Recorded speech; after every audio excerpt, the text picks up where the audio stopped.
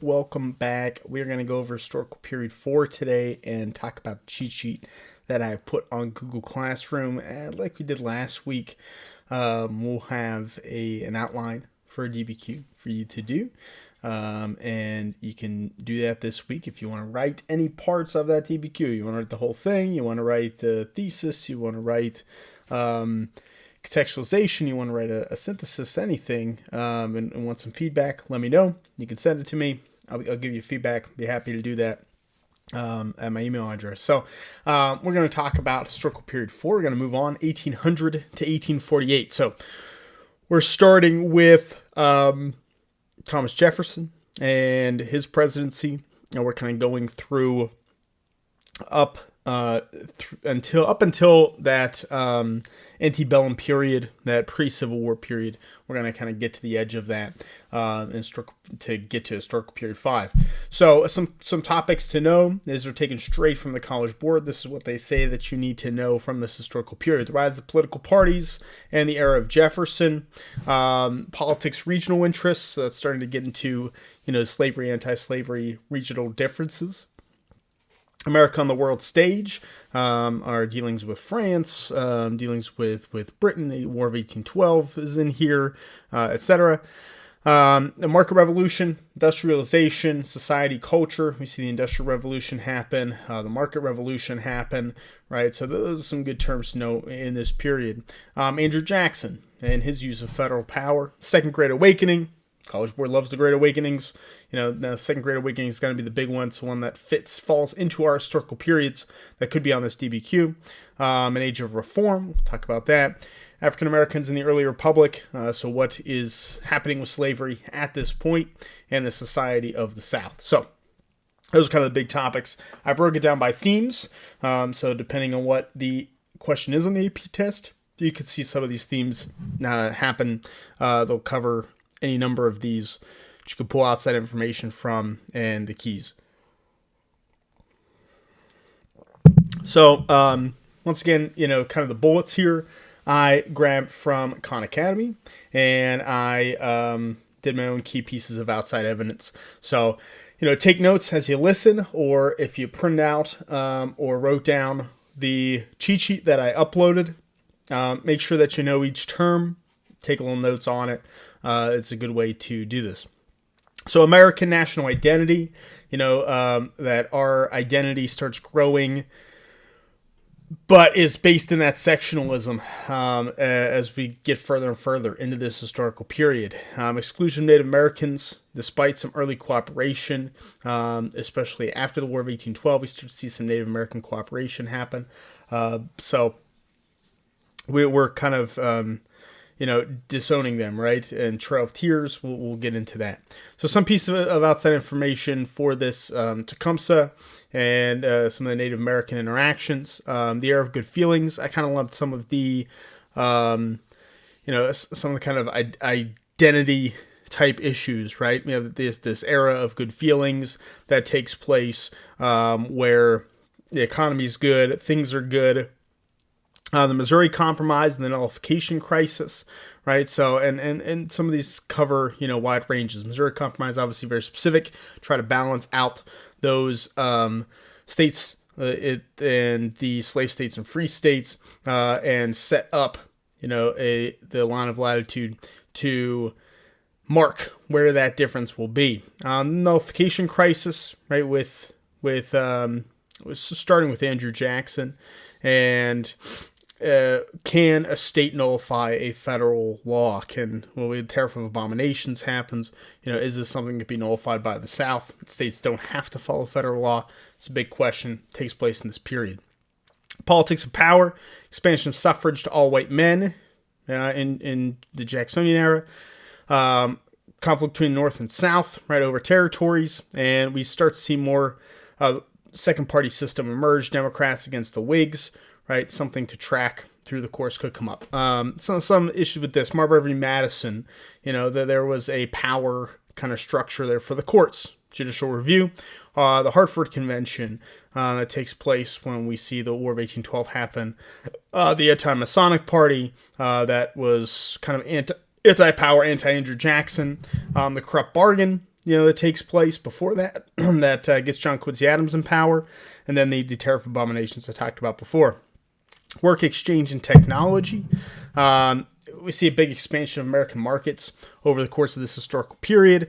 Infrastructure, roads, marketing, railroads start to be built, canals, the telegraph is laid, cities start to become bigger. So we start to see this, move forward as we go. The conflict over the National Bank, right? Andrew Jackson wants to get rid of it. Nicholas Biddle fighting for it. We've talked about that pretty thoroughly. Factories emerging, the Lowell mills, the Lowell girls that will come out of that down the line. So it involves work and as well some culture and society pieces. And slavery keeps growing in the South.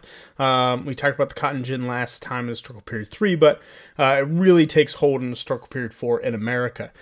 Some key pieces of outside information: the Embargo Act, some of the Supreme Court cases, good for this. Gibbons v. Ogden, McCulloch v. Maryland, we talk about trade and interstate versus intrastate trade, the Industrial Revolution, the McCormick Reaper to help with farming. So just a couple pieces there that you could bring in on a DBQ essay. Culture and society, the Second Great Awakening. Hopefully you know what that is at this point. Reform movements, abolition. The Abolition Movement really starts here and starts getting a lot of steam. The Temperance Movement, something that's going to last right for the next 120 years. Women's suffrage movements. We'll see Seneca Falls happen in this period. Prison reform, all that starts. For women, we went from that Republican motherhood to the call to domesticity. Stay home, take care of the home, take care of the kids. That's going to be the basis for women and kind of the societal belief for a long time moving forward. Some key pieces of outside evidence for this: the Panic of 1873, when we talk economics, the factory girls I talked about, market revolution, the American Temperance Society is created. Also, remember all of those kind of utopian societies, Brook Farm, the Oneida, the Shakers. These are the different groups that have tried to take some of these ideals and put them in practice. The Burned Over District, the Second Great Awakening. So a couple details, a couple people from that. The Seneca Falls Convention happens. Transcendentalism, Frederick Douglass, Nat Turner Rebellion, the Liberator, right? Some of the abolition movement items as well. Migration and settlement. So white Americans are going to start to go west. We see that open frontier. Native Americans are forced west or forced into the Oklahoma Territory, Trail of Tears. And then we see the end of the international slave trade. That agreement takes place. But it keeps the slave trade within the United States. So, the Louisiana Purchase will happen under Jefferson. That's going to create this migration to happen. The Indian Removal Act leads to the Trail of Tears. The Erie Canal is built. So that also leads to some different migration settlement patterns. Geography and the environment. Expansion of cotton in the South. So slavery will be expanded because of the expansion of cotton. Mentioned the cotton gin, historical period 3 was created, really takes hold here. Continue westward push, the manifest destiny, right? This is the big period where that starts to become a American philosophy of manifest destiny to move west and continue that push. And the annexation of Texas will also happen. So, know about Lewis and Clark. It's a good piece with that expansion west. The Adams-Onis Treaty of getting land, the Treaty of Ghent. So some land expansion and I would say with Manifest Destiny, pieces with that. And then finally, America in the World, the War of 1812. And the British in America also ends kind of the Native American hope for gaining a little more power. That's going to be their loss of power and lead to the next piece. We also see the Mexican War lead to territory expansion for America. So that's key. So, the Chesapeake Incident, McCone's Bill number 2, dealing with France. The Monroe Doctrine becomes very big, right? That we're going to kind of take hold of this hemisphere, and we don't want European interference or any more European interference than what's already there. the Rush-Bagot Agreement, the Russo-American Treaty, and the Amistad, some foreign interactions that America has over this period. So, we see kind of a lot of different things happen in historical period 4, right? We talk politics, talk Jefferson, Jackson, some really big political changes that happen in terms of power, right? If you remember, we talked about Thomas Jefferson, his expansion of federal power, even though it's kind of against his philosophy. So Andrew Jackson really going to take hold as the president, and that he kind of has the ultimate power. The buck stops with him as it is. So that's going to happen here. We see the War of 1812, the Mexican War, happen within this period. We see reform movements start to take place. So this is always, a good piece that can even be a synthesis piece. If you talk about reform, hey, you can go back and pick one of the Seneca Falls Convention. You can go back and pick one of those early reforms if we're talking about later reforms. So there's a lot that happens, and obviously the lead up to the Civil War and this sectionalism that's really starting to hit with the Nullification Crisis, with the Missouri Compromise, that we'll really get into next week with Historical Period 5. So, hey, the DBQ could be from this period. It's within that range, especially I think if they want to get into politics, want to get into religion, Second Great Awakening, temperance movement, those kind of things. I think you could see that.